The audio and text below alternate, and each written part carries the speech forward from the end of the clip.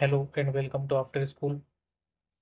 हम class 10th maths NCERT series में chapter number 3 कर रहे हैं, जिसमें हम एक्सरसाइज 3.1 और एक्सरसाइज 3.2 प्रीवियस वीडियोस में कर चुके हैं। आज हम एक्सरसाइज 3.3 करेंगे और 3.3 करने से पहले हम आज एक नया कंसेप्ट सीखते हैं। अभी तक हम दो लीनियर इक्वेशंस को सोल्व करने के लिए ग्राफिकल मेथड और सब्स्टिट्यूशन मेथड सीख चुके हैं। तो आज हम एक तीसरा मेथड एलिमिनेशन मेथड भी सीखने वाले हैं। एलिमिनेशन मेथड एलिमिनेशन मेथड क्या होता है और कैसे हम इसे यूज़ करते हैं, हम डायरेक्ट एग्जाम्पल नंबर 8 जो एनसीईआरटी का है उसके थ्रू हम इसे देखते हैं।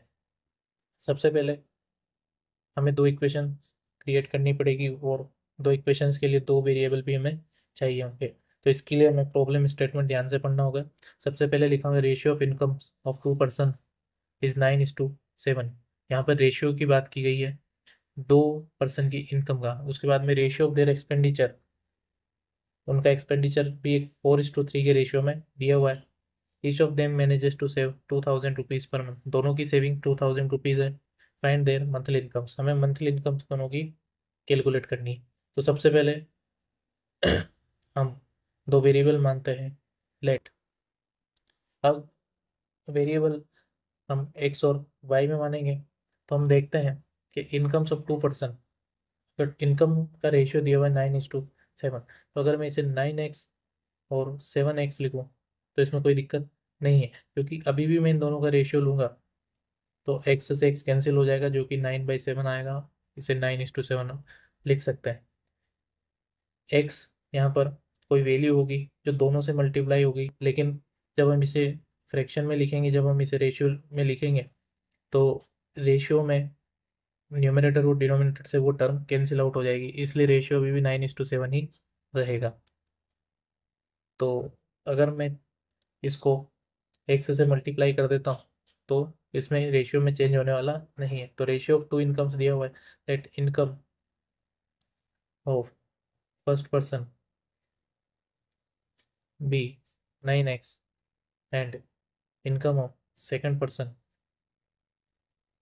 B 7x। अभी भी रेशियो मेंटेन है। इसके बाद में हमें एक्सपेंडिचर मानना है, तो let expenditure of first person be, हम सिमिलरली 4:3 हमें 2 पर्सन का एक्सपेंडिचर का रेशियो दिया हुआ है। अगर मैं इसे 4y और 3y मान लूँ तो इसमें कोई दिक्कत नहीं है, क्योंकि 4y और 3y का जब हम रेशियो लेंगे तो y से y कैंसिल आउट हो गए, 4:3 का ही रेशियो वापस से मिलेगा। यानी कि एक्सपेंडिचर भी हम y की टर्म में मान सकते हैं। फर्स्ट पर्सन का एक्सपेंडिचर 4y और सेकंड पर्सन का यहाँ पे 3y हो जाएगा। अब हमें इक्वेशन बनानी है तो उसके लिए बेसिक सी एक अंडरस्टैंडिंग हमें होनी चाहिए कि जो भी टोटल इनकम होती है, जो भी टोटल इनकम होती है वो एक्सपेंडिचर प्लस सेविंग्स के बराबर होती है। जो भी इनकम होती है वो एक्सपेंडिचर प्लस सेविंग्स के बराबर होती है। तो हम इसे अरेंज करते हैं, इक्वेशंस क्रिएट करते हैं। अगर हमारे पास में इनकम 9x है, फर्स्ट पर्सन की बात मैं कर रहा हूँ, अगर हमारे पास में इनकम 9x है और उसमें से हमने 4y का एक्सपेंडिचर कर दिया, यानी कि इसमें से 4y को हटा दिया, तो हमारे पास में सेविंग्स बचेगी। सेविंग्स दी हुई है 2000 रुपीज़। ये इक्वेशन 1 हो जाएगी। अगर मैं सेकंड पर्सन के लिए बात करूं तो उसकी इनकम दी हुई है 7x, तो मैंने 7x इनकम ली। उसमें से अगर मैं एक्सपेंडिचर को घटा दूं 3y, तो मेरे पास में सेविंग्स बच जाएगी। और यहाँ पर दोनों की सेविंग्स 2000 दी हुई है, तो मैंने इनकम में से इनकम में से एक्सपेंडिचर को घटा दिया तो सेविंग्स बच गई। तो ये इजी सा एक लॉजिक है। अब हमें एलिमिनेशन मेथड का यूज़ कैसे करना है। एलिमिनेशन मेथड में हमको कोई एक वेरिएबल यहाँ से एलिमिनेट करना होगा। अब दो इक्वेशन में से हम कोई सा भी वेरिएबल हमारी इच्छा से, या तो 9x और इधर 7x, तो x को अगर हम चाहे तो एलिमिनेट कर सकते हैं और चाहे तो y को एलिमिनेट कर सकते हैं, लेकिन दोनों इक्वेशन से एलिमिनेट कैसे होगा?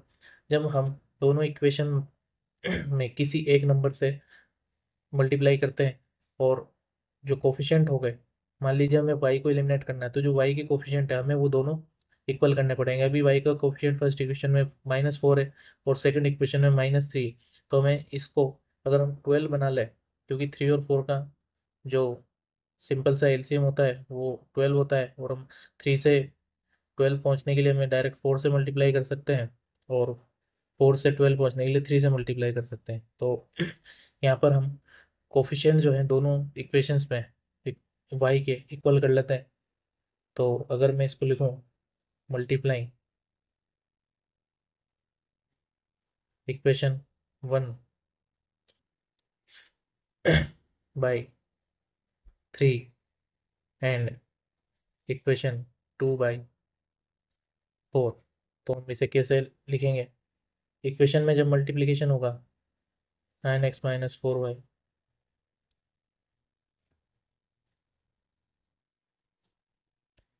हमने इक्वेशन नंबर 1 में 3 से मल्टीप्लाई किया है, तो इसे किस तरह से लिखेंगे?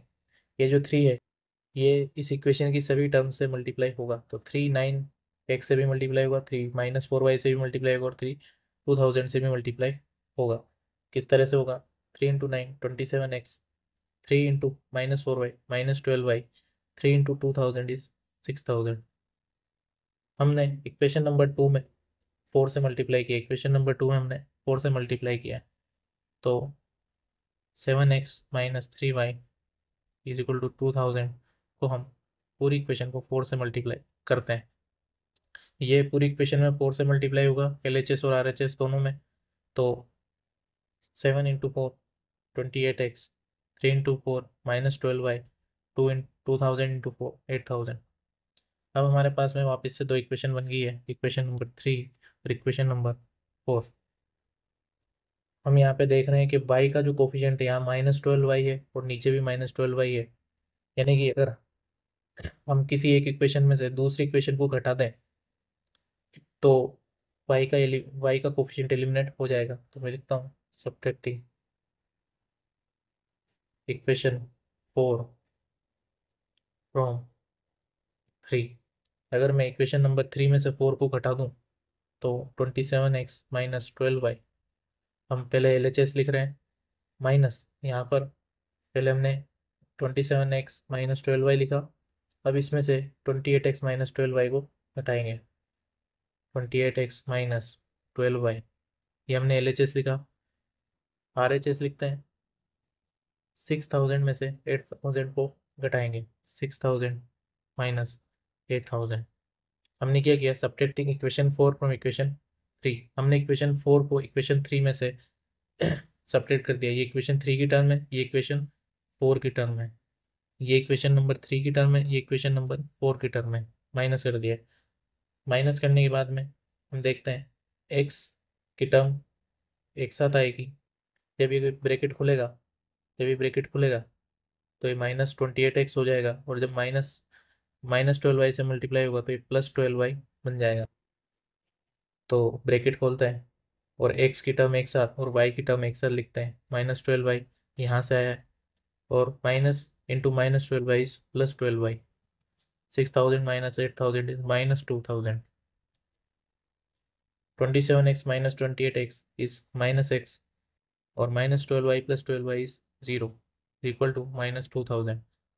माइनस से माइनस कैंसिल आउट होगा, x इज इक्वल टू 2000 आ गया। अगर x 2000 आ गया है तो हमसे पूछा हुआ है मंथली इनकम, हमसे पूछा हुआ है मंथली इनकम, तो हमने इनकम जो है 9x और 7x अज्यूम की थी, तो अगर x की वैल्यू हमें मिल गई है तो हम 9x और 7x की वैल्यू भी निकाल सकते हैं। तो 9x is equal to 9 × 2000 rupees, जो कि आएगा 18,000। ये फर्स्ट की इनकम है। सेकंड की इनकम हमने मानी थी 7x, तो 7 × 2000 जो कि आ गया 14,000 रुपीज़। हमसे इसमें सिर्फ इनकम ही पूछा था, अगर हमसे वाई से रिलेटेड एक्सपेंडिचर भी पूछता तो हम इस एक्स की वैल्यू को, जो हमने 2000 निकाली है, इसको किसी एक इक्वेशन में रख के वाई की वैल्यू भी निकाल सकते हैं। तो ये एलिमिनेशन मेथड का एक सिंपल सा एग्जांपल हमने देखा। अभी तक हमने 2 मेथड सीखे थे, आज तीसरा मेथड भी देख लिया है। इसी पे बेस्ड एक और क्वेश्चन हम करके देखते हैं। ये एग्जांपल नंबर 9 एनसीईआरटी का दिया हुआ है। Elimination method to find all possible solution of following pair of linear equation. Linear equation दी हुई 2x plus 3y is equal to 8, 4x plus 6y is equal to 7। हमें दोनों इक्वेशंस में से किसी एक वेरिएबल को एलिमिनेट करना है। तो मैं चाहूँ तो इक्वेशन नंबर 1 को मल्टीप्लाई कर देता हूँ 2 से, और इक्वेशन नंबर 2 को मल्टीप्लाई करता हूँ 1 से। तो हम देखते क्या होगा। इसे मैं एक बार यहाँ पे लिखता हूँ। तो 2x प्लस 3y, ये पूरा 2 से मल्टीप्लाई होगा तो ये बन जाएगा 4x प्लस 6y। इसकी RHS साइड में मल्टीप्लाई होगी तो 2 इंटू 8 इज 16। अब मैं इक्वेशन नंबर 2 को भी लिखता हूँ।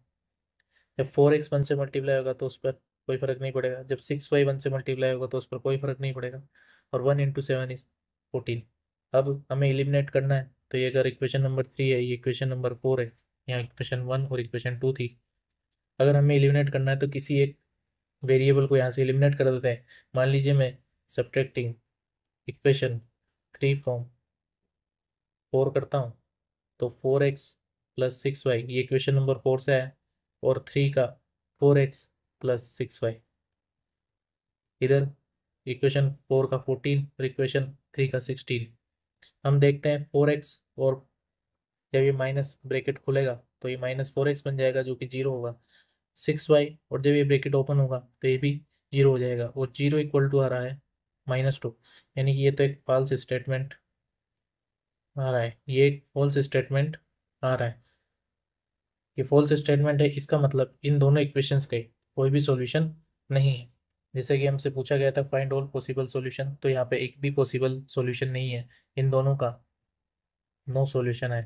और अगर हम इस इक्वेशन को ग्राफिकली सॉल्व करेंगे तो हम पाएंगे कि ये दोनों इक्वेशन एक दूसरे के पैरेलल जा रही है, क्योंकि a1/a2 is equal to b1/b2 यहाँ पर आ रहा है। ये हम एक्सरसाइज 3.1 में कर चुके हैं। हम इसको दोनों तरह से सोल्व करना सीख गए। अब इसी एलिमिनेशन मेथड पर based exercise number 3.1, exercise number 3 है हमारे पास में। इसका पहला क्वेश्चन दिया हुआ है, solve the following pair of linear equation by elimination method and the substitution method. यानी कि हमें एक ही इक्वेशन को, एक ही पेयर ऑफ इक्वेशन को दो मेथड से सोल्व करना है। तो हम करते हैं शुरू। फर्स्ट का first, x plus y is equal to 5, 2x minus 3y is equal to 4।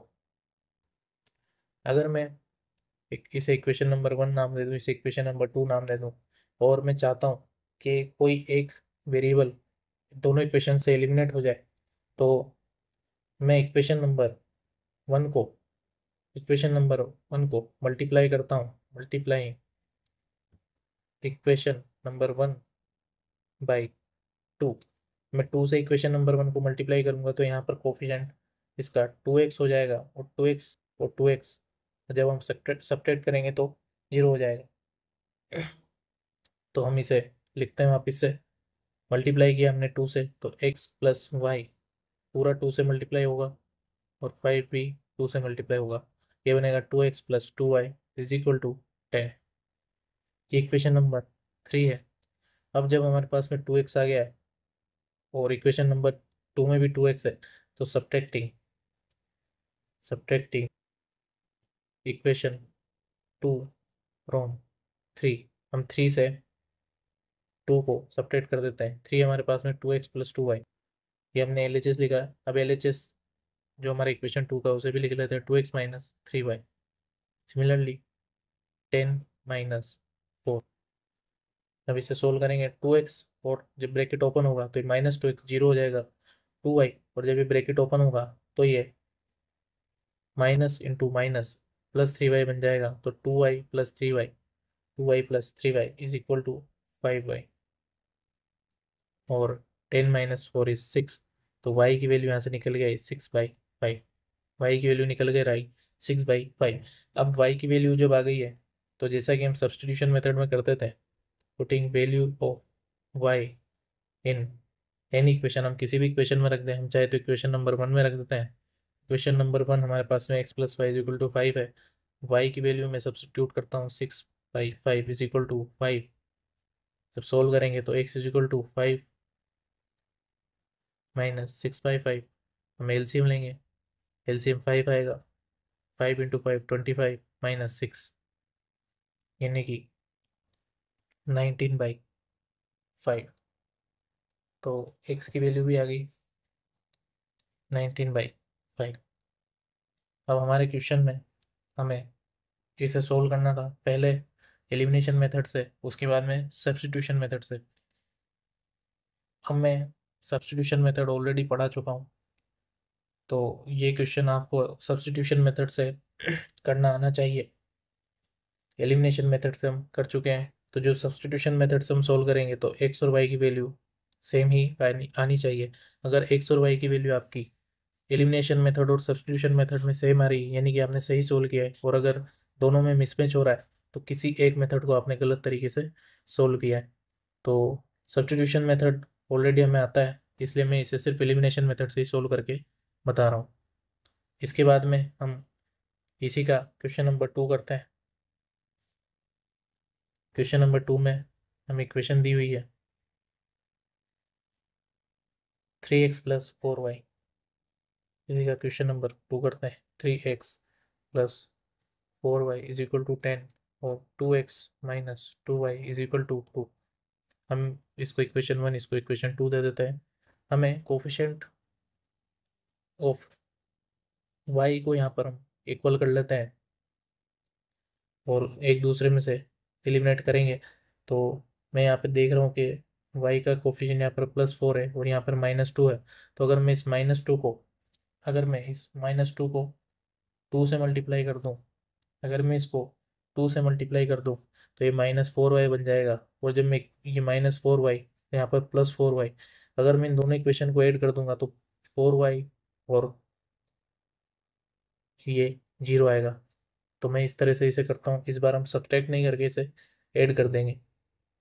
और हम चाहें तो ऐसा ही प्रोसीजर एक्स के कोफिशिएंट को इक्वल करके किया जा सकता है और उन्हें सब्ट्रैक्ट किया जा सकता है। मान लीजिए मैं इस 3x को 2 से मल्टीप्लाई करूँ तो ये 6x होगा, और इस 2x को 3 से मल्टीप्लाई करूँ तो ये भी 6x होगा, और दोनों को घटा देंगे तो 0 आएगा।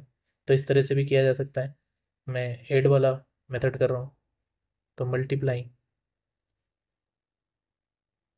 इक्वेशन 2 बाई 2 से मल्टीप्लाई कर रहा हूँ मैं, 2x और 2x माइनस 2y, जब ये 2 से मल्टीप्लाई होगा और इधर भी 2 से मल्टीप्लाई होगा तो 4x minus 4y।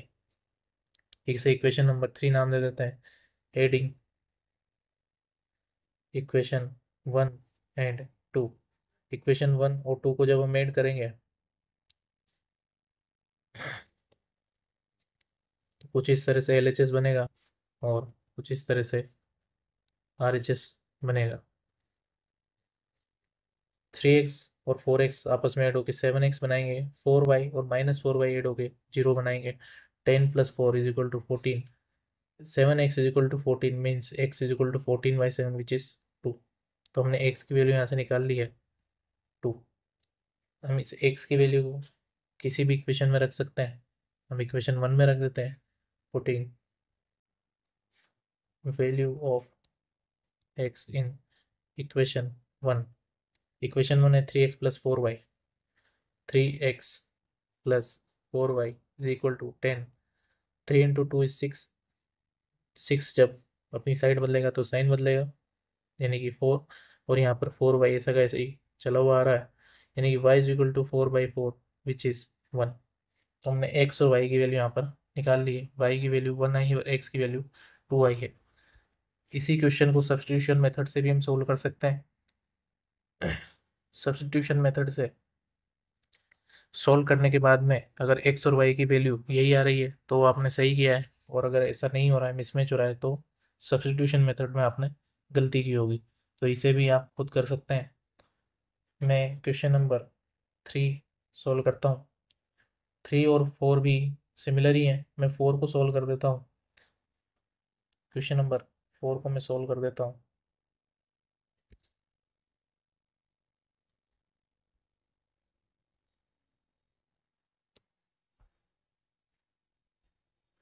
Question number 4 देखने में थोड़ा सा अजीब लग रहा है क्योंकि इसमें फ्रैक्शन दिया हुआ है x/2 plus 2y/3 equal to -1 और x minus y/3 is equal to 3। सबसे पहले तो हम इन दोनों इक्वेशंस को रीअरेंज करते हैं। थोड़ा सा एलसीएम वगैरह लेना हमें आता ही है, हम करते हैं। इस इक्वेशन को मैं ऐसे लिखता हूँ। जब पहले मैं इसे इसे ही सोल्व कर लेता हूँ। यहाँ पर 2 और 3 का एलसीएम 6, यहाँ पर 2 और 3 का एलसीएम 6 होगा। अगर 6 होगा तो ये मल्टीप्लाई होगा 3 से और ये मल्टीप्लाई होगा 2 से। तो 3x प्लस 2 × 2 4y इधर -1, 3x प्लस 4y। जब ये -6 इधर क्रॉस मल्टीप्लाई होगा तो सॉरी 6 इधर क्रॉस मल्टीप्लाई होगा तो -6 बनाएगा। इक्वेशन नंबर में से 1 नाम दे देता हूँ। दूसरी इक्वेशन दी हुई है, इसको भी एलसीएम लिया जाएगा। 3x minus y is equal to 3x minus y, 3 cross multiply होगा तो 9। ये इक्वेशन नंबर 2। अब हम यहाँ पर कोफिशिएंट्स को देखते हैं। यहाँ पर 3x आ रहा है, यहाँ पर 3x आ रहा है। हम चाहे तो डायरेक्ट इसे एक इक्वेशन 1 में से इक्वेशन 2 को सब्ट्रैक्ट कर सकते हैं। तो डायरेक्टली हम सब्ट्रैक्ट ही करेंगे। Subtracting equation 2 from equation 1। तो इक्वेशन 1 3x प्लस 4y और LHS इक्वेशन नंबर 2 का 3x माइनस वाई। फिर RHS लिखेंगे -6 और इधर से 9 जब सब्ट्रैक्ट होगा तो -9 बनेगा। ब्रैकेट जब ओपन होगा तो -3x, तो 3x माइनस 3x इज 0 और 4y। और जब ब्रैकेट ओपन होगा तो minus into minus y is plus y, तो 4y प्लस वाई लिखा हुआ आएगा। -6 और -9 -15, तो 5y is equal to -15, y is equal to -15/5 which is -3। तो हमने y की वैल्यू यहाँ से निकाल ली -3। इसे हम किसी भी इक्वेशन में पुट कर सकते हैं। Putting value of y in equation 1, 3x into 4 minus of 3 -6, 3x, 4 into -3 is -12, -6 as it is 3x, -12 जब अपनी साइड चेंज करेगा तो +12, -6, 6 और इधर 3x as it is, x की वैल्यू 6/3 विच इज 2। हमने x और y की वैल्यू यहाँ से निकाल ली है -3 और 2। सेम इसे सब्सटीट्यूशन मेथड के साथ भी किया जा सकता है और आंसर सेम ही आएगा। हमने ये क्वेश्चन कंप्लीट किया। इसके बाद में हम क्वेश्चन नंबर 2 करते हैं। क्वेश्चन नंबर 2 में हमें प्रॉब्लम स्टेटमेंट दिया हुआ है। इससे हमें पहले इक्वेशन बनाएंगे, उसके बाद उन इक्वेशंस को सोल्व करेंगे। तो फर्स्ट क्वेश्चन पढ़ते हैं। If we add 1 to numerator and subtract 1 from denominator, fraction reduced to 1। तो ये पहला स्टेटमेंट यहाँ तक है। फिर उसके बाद में दिया हुआ it becomes 1/2 if we only add 1 to denominator, what is the fraction. तो हमें 2 इक्वेशन और 2 अननोन क्रिएट करने पड़ेंगे। तो सबसे पहले वेरिएबल हम मानते हैं, let numerator be n and denominator be t। अगर हमारे पास में एंड जो ओरिजिनल फ्रैक्शन है, ओरिजिनल फ्रैक्शन n/t। अब सबसे पहले दिया हुआ है if we add 1 to numerator, तो according to question if we add 1 to numerator, तो न्यूमरेटर में हमने 1 ऐड किया एंड सब्ट्रैक्ट 1 फ्रॉम डिनोमिनेटर, और डिनोमिनेटर से 1 सब्ट्रैक्ट किया तो फ्रैक्शन रिड्यूस टू 1। तो फ्रैक्शन की वैल्यू 1 हो जाती है। Fraction reduce to 1 means fraction की वैल्यू 1 हो जाती है। इसके बाद में दूसरे स्टेटमेंट बोला है इट बिकम्स 1/2, यानी कि फ्रैक्शन की वैल्यू 1/2 हो जाती है if we only add 1 to the denominator, यानी कि इस बार न्यूमिनेटर में कुछ नहीं जोड़ा है, सिर्फ डिनोमिनेटर में 1 ऐड किया है। तो ये हमारे पास में दो इक्वेशंस हो गई हैं। अब इसे हम सिंप्लीफाई करते हैं, इधर n+1 क्रॉस मल्टीप्लाई हो गया, d in -1 into 1 is d-1, n is equal to, क्या हम चाहें तो d को इधर लाके n-d is equal to -1, one इधर आके साइन चेंज करेगा -1, यानी कि n-d इज इक्वल टू -2। यहाँ पर भी हम क्रॉस मल्टीप्लाई करेंगे, जब 2 इधर मल्टीप्लाई होगा तो 2n, और d+1 1 से मल्टीप्लाई होगा d+1, यानी कि 2n-d इज इक्वल टू 1। ये इक्वेशन नंबर 1, ये इक्वेशन नंबर 2। अब हमें इसे एलिमिनेशन मेथड से सोल्व करना है। तो दिख रहा है कि यहाँ पर कोफिशिएंट जो d का है वो -1 है, जो कि -1 है। यहाँ पर भी d का कोफिशिएंट -1 दिख रहा है, यानी कि हम इसे चाहे तो डायरेक्ट एक दूसरे में से सब्ट्रैक्ट कर दें, तो एलिमिनेट हो जाएगा सब्ट्रैक्टिंग इक्वेशन 2 फ्रॉम 1। तो 1 लिखते हैं सबसे पहले n-d, उसके बाद में 2, तो सब्ट्रैक्ट करेंगे 2n-d। 1 में लिखा हुआ है -2, और उसको 1 को जब हम सब्ट्रैक्ट करेंगे तो -1। सॉल्व करते हैं, n-d ब्रैकेट खुलेगा तो -2n प्लस d, -2 -1 इज -3। हम देख रहे हैं d कैंसिल हो गया है, -n इज इक्वल टू -3, यानी कि n इज इक्वल टू 3, यानी कि हमने न्यूमरेटर निकाल लिया है 3। इस न्यूमरेटर की वैल्यू को पुट कर देते हैं, putting value of n in equation number, मैं इक्वेशन नंबर 2 में वैल्यू डाल देता हूँ। तो 2n-1 is equal to, sorry 2n-d is equal to 1 है, तो n की वैल्यू आई है 3, 6, 1 इधर आएगा -1 और d इधर आएगा तो d, यानी कि d की वैल्यू 5 निकल कर आ गई है। n और d हमारे पास में निकल के आ गया। ओरिजिनल फ्रैक्शन ही हमसे पूछा है what is the fraction, fraction हमने माना था n/d, हमारे पास में n की वैल्यू निकल के आई है 3 और d की वैल्यू आई है 5, यानी कि n की वैल्यू 3 और d की वैल्यू 5 निकल कर आई, यानी कि जो हमारा फ्रैक्शन था ओरिजिनल वो था 3/5। फ्रैक्शन जो हमारा था वो था 3/5। इसके बाद में हम क्वेश्चन नंबर सेकंड करते हैं। क्वेश्चन नंबर सेकंड में दिया हुआ है 5 years ago Noori was thrice as old as Sonu, यानी कि हमें दो लोग दिए हुए हैं जिनकी एज में हमको वेरिएबल मानने पड़ेंगे। 10 years later Noori will be twice as old as Sonu, how old are Noori and Sonu. सबसे पहले तो हमें एज माननी पड़ेगी, लेट एज ऑफ नूरी, और ये प्रेजेंट एज है अभी जो हम मान रहे हैं, let present age of Noori be x years, और present age of Sonu be y years। अब स्टेटमेंट पढ़ते हैं 5 years ago, 5 years ago Noori was thrice as old as Sonu, यानी कि हम अगर 5 years ago जा रहे हैं तो नूरी की एज में से x-5, और ये दिया हुआ है thrice as old as Sonu, यानी कि सोनू की एज को जब 3 से मल्टीप्लाई करेंगे, और वो कब 5 years ago, यानी कि 3 टाइम सोनू की एज 5 years ago y-5। इसे सोल्व करते हैं, x-5 3y-15, और सिंप्लीफाई करते हैं, x 3y को इधर लाते हैं, -5 इधर जाएगा, -15 + 5 हो जाएगा जो कि -10 होगा। तो यहाँ से हमने इक्वेशन नंबर 1 बना ली। अगला स्टेटमेंट इक्वेशन का पढ़ते हैं, 10 years later Noori will be twice as old as Sonu. 10 years later यानी कि x + 10, और ये ट्वाइस हो जाएगा सोनू की एज से, तो सोनू की एज उस 10 years लेटर होगी y + 10। सोल्व करते हैं, x + 10 इधर 2y + 20, x-2y is equal to 10, जब इधर जाएगा तो 20 - 10 इज 10। तो हमें इक्वेशन नंबर 2 मिल गई। अब हमें इसे एलिमिनेशन मेथड से सोल्व करना है।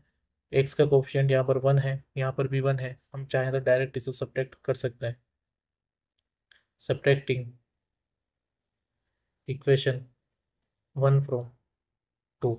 अब की बार मैं इक्वेशन नंबर 2 में 7 को सब्ट्रैक्ट कर रहा हूँ, तो x माइनस 2y, एक ही इक्वेशन 2 से आई है, अब माइनस इक्वेशन 1 की जो टर्म है x माइनस 3y, इक्वेशन 2 की टर्म 10 और इक्वेशन 1 की टर्म -10, लेकिन इसे मैं माइनस कर रहा हूँ तो माइनस ऑफ -10। जैसे ही ब्रैकेट ओपन होगा x minus x is 0, -2y और -3y प्लस 3y, यानी कि यहाँ पर -2y प्लस 3y बनेगा, जो कि डायरेक्टली y है 10। और जब ये ब्रैकेट ओपन होगा तो ये +10 हो जाएगा, यानी कि 20, यानी कि हमने y निकाल लिया 20। x भी निकाल लेते हैं, putting value of y in equation 1 में मैं इसे पुट कर देता हूँ, तो x minus 3 into 20 is equal to -10, x is equal to -10, और जब ये 3 इंटू 20 जो कि 60 होगा, अपनी साइड चेंज करेगा तो ये +60 हो जाएगा, यानी कि x इज इक्वल टू 50। हमने x और y निकाल लिया। हमसे क्वेश्चन में पूछा था how old are Noori and Sonu, हमें यही निकालना था। हमने नूरी को माना था x, तो x हमारा आ गया है 50, और सोनू को माना था y, जो कि हमारा आ गया है 20, यानी कि हमने x और y, जो कि नूरी और सोनू की एज माने थे, वो निकाल लिए हैं। इसके बाद हम क्वेश्चन नंबर 3 करते हैं। क्वेश्चन नंबर 3 में